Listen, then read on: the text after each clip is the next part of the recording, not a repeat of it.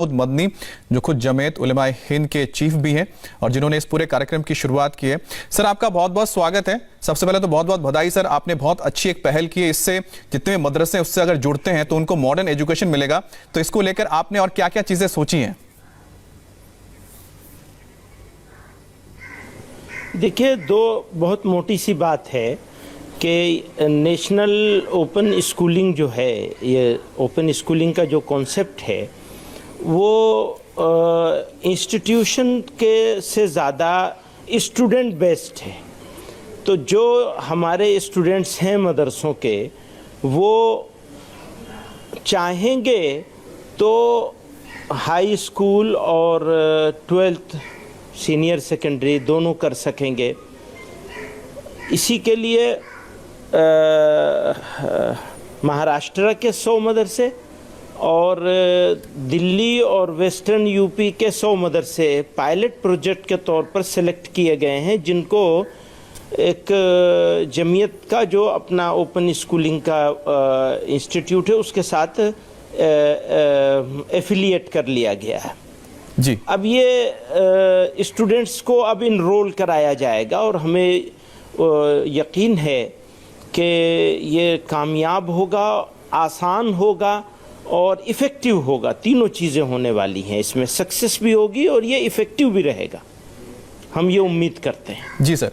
Sir, आपका क्या vision क्या है इससे? क्योंकि जिस तरह से कंप्यूटर एजुकेशन आज के दौर पे बहुत ही अहम हो गया, हर जिंदगी के हर हमारे जो भी फील्ड है उसमें कंप्यूटर्स हो, साइंस हो की बहुत अहमियत है। तो आप किस तरह से देखते हैं कि जो आपके मदरसों में स्कॉलर्स तैयार होते हैं उनके लिए किस तरह से मददगार होगा? देखिए, दो फायदे हो जाएंगे सीधे सीधे। एक फायदा तो ये हो जाएगा कि जनरल नॉलेज, एक लेवल की जनरल नॉलेज हमारे स्टूडेंट्स को भी हो जाएगी। दूसरे सर्टिफिकेशन हो जाएगा और उस सर्टिफिकेशन होने की वजह से और एक लेवल की मैथ है, ज्योग्राफी है, साइंस है, हिंदी वगैरह तो है ही है, लैंग्वेज हिंदी इंग्लिश, ये कुछ एक लेवल तक जब अगर किसी इंसान को आ जाए तो उसके लिए रास्ते खुले होते हैं आगे बढ़ने के। वो ट्रेन टीचर बन सकता है और बहुत सारे रास्ते हैं, इसकी डिटेल में जाने की ज़रूरत नहीं है जी। तो ये एक फाउंडेशन बन जाएगा लोगों को आगे बढ़ने का। तो मैं समझता हूँ कि ये गेम चेंजर होगा। बिल्कुल सर, आपकी जो ये सोच है मुझे लगता है कि आप जरूर कामयाब होंगे। और दूसरी बात सर ये भी है कि जिस तरह से 2001 का एक सेंसस आया था, आपको ही पता होगा, जिसमें बताया गया था कि करीब 60% लिटरेसी है जो मुस्लिम समुदाय है, जबकि अगर पूरे नेशनल को देखा जाए करीब 64 या 65% आती है। तो आपको लगता है कि जो गैप है वो भी खत्म हो जाएगा इससे? ऑफ कोर्स, देखिए, मदरसे अभी तक भी जो मदरसे में तालीम दी जा रही है, जो शिक्षा दी जा रही है, वो लिटरेट तो बना ही रहे हैं जी, पर जो एक सिस्टम में बना हुआ है दुनिया का, उससे बाहर थे। अब ये हमारे स्टूडेंट्स उसके अंदर भी आ जाएंगे, जो लोग इसमें इनरोल कराएंगे, जो आएंगे, जो इंटरेस्ट लेंगे, जो दिलचस्पी लेंगे। अब ये डिपेंड करेगा NIOS के ऊपर भी कि वो लोग कितना फ्लेक्सिबल होते हैं, या उनका जो पैरामीटर है वो तो काफ़ी फ्लेक्सिबल है जी। और मैं समझता हूँ आसान होगा बच्चों के लिए, इनरोल होना भी आसान होगा और कामयाब होना भी आसान होगा। तो बाकी ये है कि जो हमारा ख्वाब है, हमारा ड्रीम है, वो कितना पूरा होगा और क्या रिजल्ट निकलेगा ये तो समय ही बताएगा। जी सर। लेकिन कोशिश हम इसमें पूरी ताकत लगा कर रहे हैं। आज भी हम पुणे आए हुए हैं, जो टीचर्स हैं उनकी ट्रेनिंग यहाँ शुरू कराई है, जो 25 दिन की, 1 महीने की ट्रेनिंग होगी।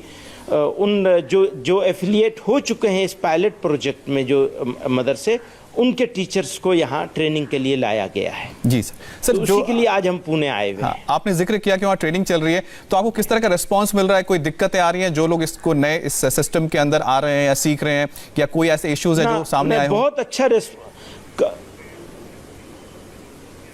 नहीं, हम ये समझते हैं कि कम्युनिटी की तरफ से भी बहुत अच्छा रिस्पॉन्स है।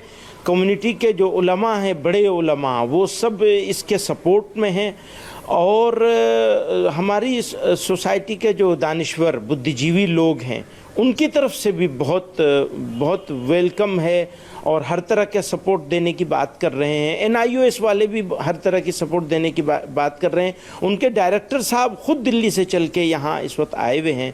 तो मुझे ऐसा लगता है कि ये प्रोजेक्ट तो सक्सेसफुल होगा इंशाल्लाह।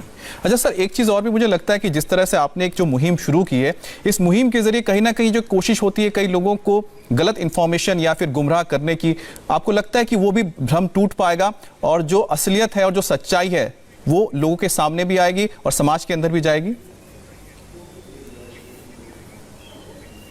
बिल्कुल, ये तो नेचुरल बात है कि जब दोनों तरह के एक आदमी दोनों तरह की एजुकेशन से एजुकेशन लिए हुए होगा तो उसका विजन और उसका प्रेजेंटेशन और उसकी प्रेजेंस सोसाइटी में बिल्कुल डिफरेंट अंदाज में होगी।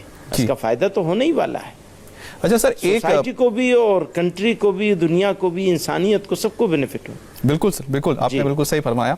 सर एक चीज़ और थी कि जिस वक्त 2014 में प्रधानमंत्री मोदी आए तो उनकी सरकार से एक कोशिश की गई थी एजुकेशन मिनिस्ट्री की ओर से कि मदरसा का जो मॉडर्नाइजेशन होना था, तो आपको लग रहा है कि आपको भी सरकार से कोई मदद मिल रही है या मिलने की उम्मीद रखते हैं, क्या है सर?